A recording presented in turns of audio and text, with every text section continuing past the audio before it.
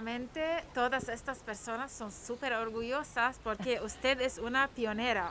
Me gusta usar esta palabra porque sé que eres la primera mujer musulmana de Masnou a sacarse carreras La primera universitarias. en ir al instituto, yo siempre he dicho, las primeras entrevistas que me hacía, yo digo, yo creo que tuve ah, tendría que ponerme la etiqueta, o la gente me tendría que poner la etiqueta de ser la primera de mi familia en estudiar, siendo niña. Ahí somos muchísimos primos,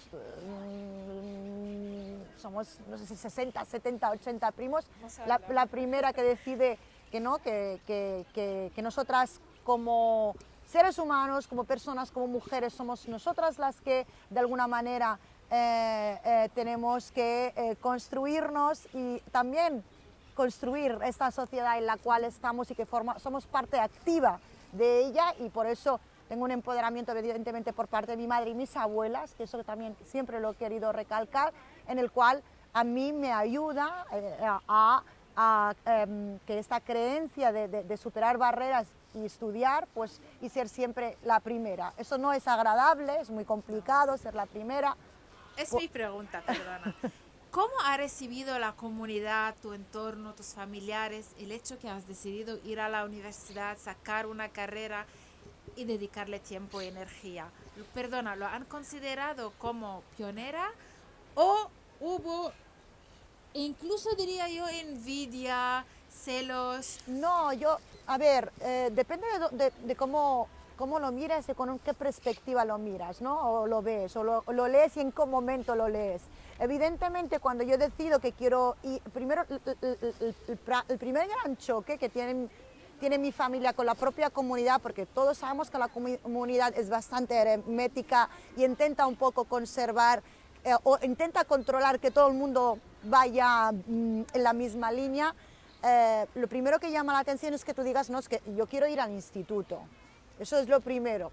Lo segundo que no les cuadra es que digas, no, es que yo aparte del instituto, yo quiero ir a la universidad en Barcelona. Entonces, eso ya realmente aún les choca un poco más y empiezan a ejercer cierta presión sobre mi padre y sobre mi madre para que se me limite y que yo realmente no vaya. Incluso hubieron personas muy cercanas a nivel familiar, digamos, que en Francia y en otros países europeos, que sermoneaban a mi madre y a mi padre porque yo tenía que ir a la universidad, que yo era una niña.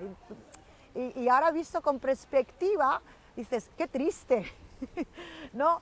Pero realmente, luego analizándolo en frío, ves por qué tu padre se aisló de la comunidad durante un tiempo, porque realmente ellos me apoyaban, creían, era lo que querían, y por eso se estaban dejando la salud en muchísimos trabajos muy duros para que a mí no me faltara de nada, a mis hermanos tampoco, y para que pudiera estudiar, y al mismo tiempo estaban a la expectativa de que no saliera bien.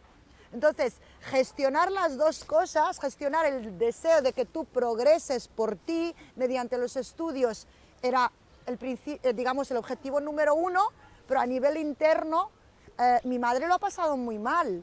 Mi padre lo ha pasado muy mal porque tenían esa presión durante los 4 años de carrera, al menos la primera carrera, en que todo saliera bien, en que no te desviaras. Y te decías, pero ¿desviarme de qué? Ellos tampoco sabían explicarte de qué, pero era la presión que ellos recibían por parte de sus propios familiares y de la propia comunidad.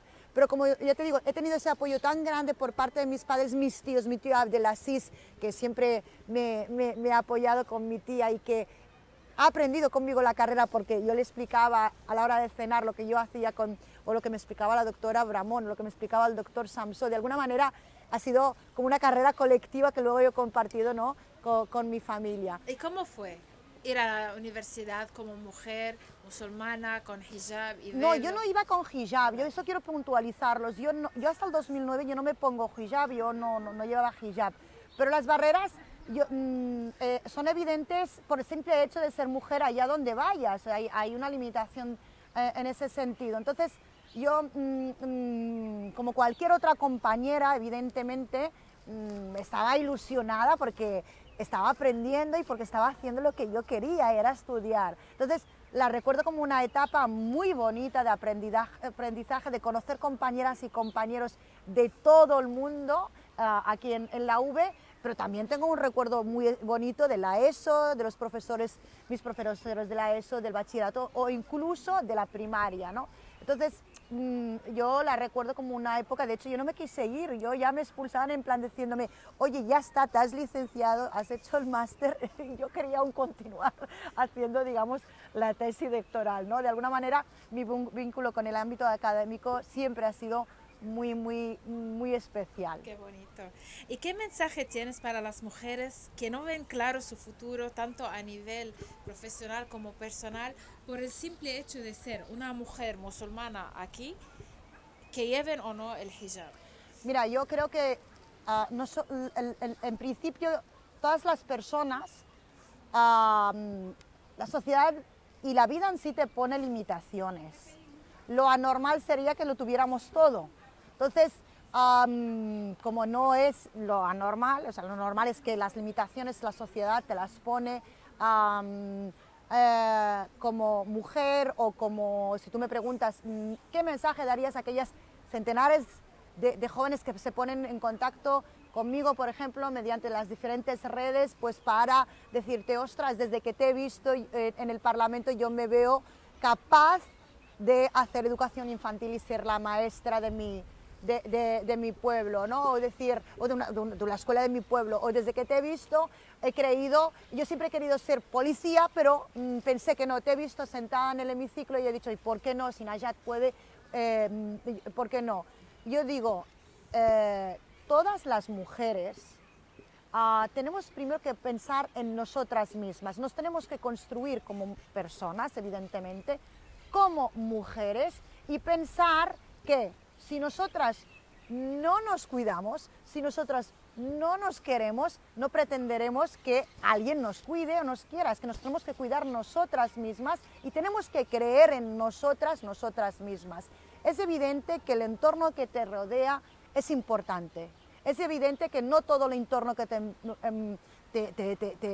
rodea es sano, es evidente que hay mucha toxicidad, que hay gente que igual piensa que tú no puedes, o igual hay una parte de la sociedad que está muy condicionada, por ejemplo, por los estereotipos, eso es verdad, pero también es verdad que está en nuestras manos poder demostrar a la sociedad que todas somos iguales y que podemos conseguir nuestros objetivos, y sobre todo lo que podemos conseguir son nuestros sueños. Y en tu opinión, estos prejuicios que hay sobre nuestra comunidad musulmana, ¿tenemos alguna culpa? ¿Tenemos alguna actuación o manera de pensar que nos ponemos nosotros, yani, a nosotros mismos? Bueno, yo creo que yo he llegado a dar charlas sobre esto, conferencias sobre esto, ¿no? Pero antes de ser diputada, yo creo que hay un problema muy evidente, y es la falta, digamos, de una pedagogía social sobre la diversidad que tiene este país. Y eso es evidente, solo hace falta que pasemos o nos sentemos en un parque, o por ejemplo como ahora, hemos visto cómo han pasado diferentes grupos escolares de unos 5 o 6 años, que tienen más o menos, o 7, y hemos visto que son niños que son el presente y el futuro de este país. Cuando nos hemos mirado, son niños que representan la diversidad de este país. Entonces, o nosotros no actuamos como sociedad y no legitimamos y no educamos en clave de estos valores, de respeto de los valores de la diversidad, o realmente tenemos una sociedad del futuro y del presente muy inmediato, muy fracasada. Entonces, si tú me dices, no, los estereotipos que se han creado, la imagen negativa que se han creado sobre lo que es la comunidad en sí, ¿quién es la culpa? Yo te diría, la culpa es de todo el mundo. ¿Por qué? Porque si nosotros, por ejemplo, analizamos los diferentes acontecimientos que han ido pasando a lo largo de la historia y que de alguna manera se han hecho en nombre del Islam, nos han afectado nuestra imagen colectiva.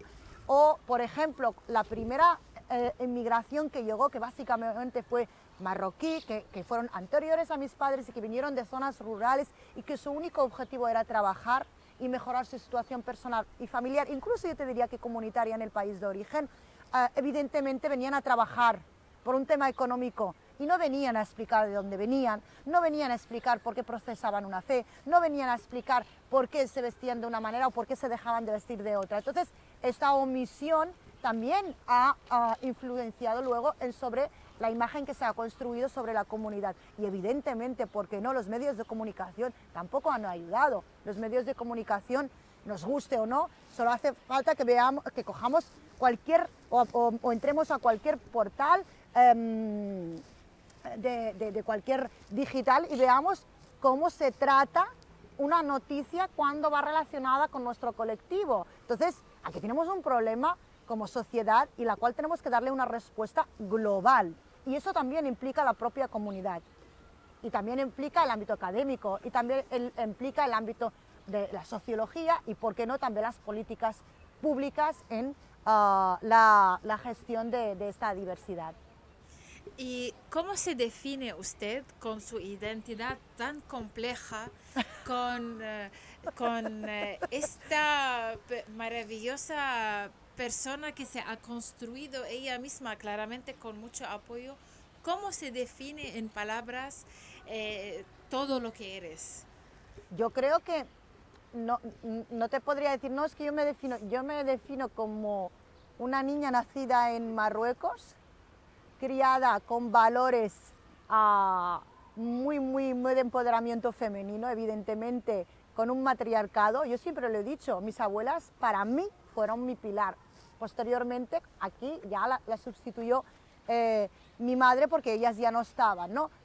Pero con valores, digamos, de la Antonia, que era mi vecina, de la Isabel, que era la vecina de delante, porque yo cuando llegué era la niña del barrio. Yo era, con mis hermanos, pues la que hacía los cafés de la tarde con la Regina, mientras la Regina pues tejía y me explicaba cómo se vivía aquí el franquismo. O, por ejemplo, la que estaba con la Rosa, eran señoras, yo llegué al casco antiguo y eran señoras de una edad muy avanzada y las cuales también me ayudaron a construir la persona que soy yo.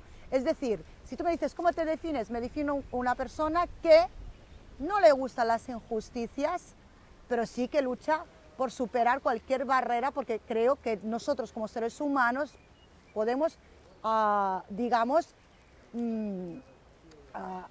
llegar a influir en el cambio positivo de esta sociedad. Vale. O sea, depende de nosotros que construyamos dónde queremos vivir y cómo queremos vivir.